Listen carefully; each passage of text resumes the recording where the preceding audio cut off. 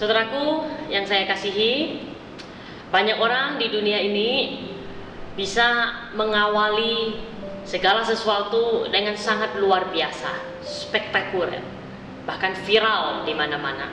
Tetapi sedikit orang saja yang bisa menyelesaikan dengan baik. Banyak orang begitu bersemangat pada awalnya bekerja ataupun beribadah atau memulai karir atau apapun juga, tetapi dalam pertengahan barulah kita melihat bagaimana perjuangannya dia, apakah bisa menyelesaikannya dengan baik ataukah tidak. Saudara, orang yang berhasil di dalam hidupnya bukan semata orang yang bisa mengawali segala sesuatu dengan dengan luar biasa, tetapi setiap kita akan diuji sampai pada akhirnya bagaimana. Maka kita melihat kisah daripada orang-orang yang bisa mengawali dengan baik dan juga bisa menyelesaikannya dengan baik. Tapi bagaimanapun kita, kondisi kita saat ini, mungkin kita bukanlah seorang yang bisa mengawali dengan baik. Ada banyak awal mula kehidupan kita, kegagalan demi kegagalan, kekecewaan demi kekecewaan, dan bahkan kita tidak sesempurna yang seperti yang kita harapkan atau yang orang lain harapkan dalam diri kita. Tetapi saudara, tidak menjadi masalah, sebab setiap kita akan ditentukan dari bagaimana akhir kita. Bagaimana kita bisa menyelesaikan pertandingan kehidupan ini untuk dapat menyelesaikan dengan baik. Saudara, pada waktu di kayu salib, Yesus juga sedang berjuang, bahkan menunjukkan siapa dirinya yang sesungguhnya sampai kepada titik akhir penderitaannya di atas kayu salib. Maka kita melihat ucapan yang keenam yang diucapkan oleh dia sendiri di dalam Yohanes pasal yang ke-19 ayat yang ke-30. Di sana, sesudah Yesus meminum anggur asam itu, berkatalah ia, "Sudah selesai." Lalu ia menundukkan kepalanya dan menyerahkan nyawanya. Saudara, kita melihat ucapan ini adalah ucapan kemenangan, bukan ucapan kekalahan, bukan ucapan keputusasaan. Sebab di sana dikatakan bahwa ia menyerahkan nyawanya sendiri. Tidak ada satu orang pun manusia di dunia ini yang bisa dengan tegas, bahkan dengan yakin berkata bahwa aku menyerahkan nyawaku. Tidak ada. Sebab kita sendiri tidak tahu kapan kita akan mati. Bahkan kita sendiri mungkin akan menolak, kalau bisa aku bisa hidup lebih panjang. Tetapi Yesus berbeda. Yesus, ia adalah Allah, dia adalah sang sumber pemilik kehidupan itu sendiri. Maka dia sendiri dengan aktif menyerahkan nyawanya, bukan diserahkan. Inilah yang menjadikan Yesus berbeda dengan kita manusia pada umumnya yang berdosa. Dia adalah manusia, dia juga adalah Allah. Maka dia berkuasa atas hidupnya sendiri. Tetapi dia harus taat kepada panggilan Allah di dalam kehidupannya dengan tetap menjalani penderitaan salib sampai selesai, tidak setengah-setengah. Karena dengan demikianlah ia menggenapi rencana Allah, dan dia tahu misinya untuk datang ke dunia itu adalah untuk karya penyelamatan agung ini.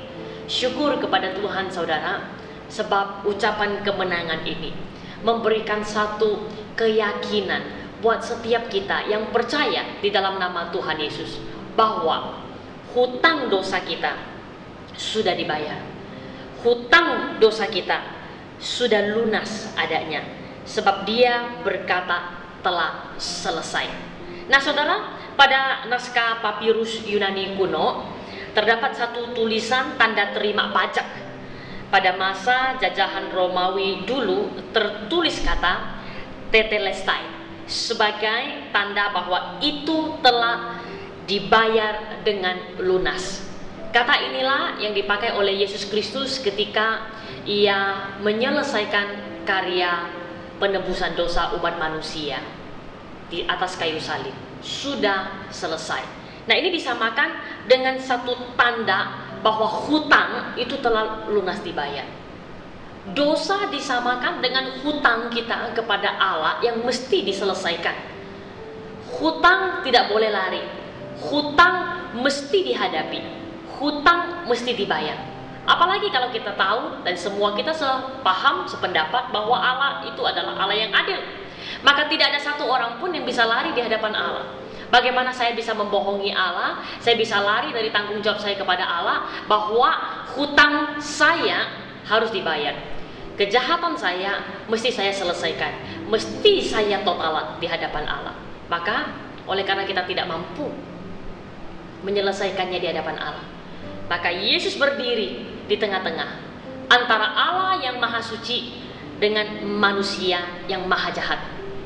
Yang maha jahat, yaitu kita umat manusia, memiliki hutang yang begitu besar untuk kita bayar dan selesaikan di hadapan Allah.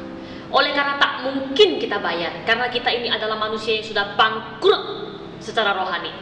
Total tidak ada sesuatu apapun yang baik dalam diri kita. Maka Yesus harus berdiri di hadapan Allah sebagai pengantara antara Allah dan juga manusia dan juga Allah, untuk dapat membayar lunas hutang kita. Syukur kepada Dia, saudara, sebab apa yang telah dikerjakannya, diselesaikannya sampai akhir, sehingga tidak ada satu dosa seberat atau sebesar apapun yang tersisa yang harus aku tanggung, tetapi semua itu telah diselesaikan oleh Dia. Maka saudara, kita melihat kepada salib Kristus dan kita bersyukur bahwa apa yang Dia kerjakan di dalam hidup saya sudah selesai, sudah genap, dan Dia menanggung setiap kita dari hari ini, besok, sampai selama-lamanya. Maka kita bisa dengan bebas, ucapan kemenangan ini menjadi ucapan bagi kemenangan setiap kita, bahwa saya yakin dosa saya diampuni, saya dipulihkan, saya ditebus. Sekarang saya menjadi manusia yang bebas. Bukan bebas berbuat dosa, tapi bebas di dalam menikmati kemurahan Allah.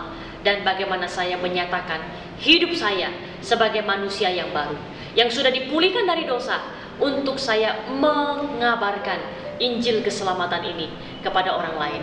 Bahwa apa yang Yesus kerjakan tidak dapat dikerjakan oleh tokoh-tokoh, oleh nabi-nabi, oleh pemuka-pemuka agama manapun juga.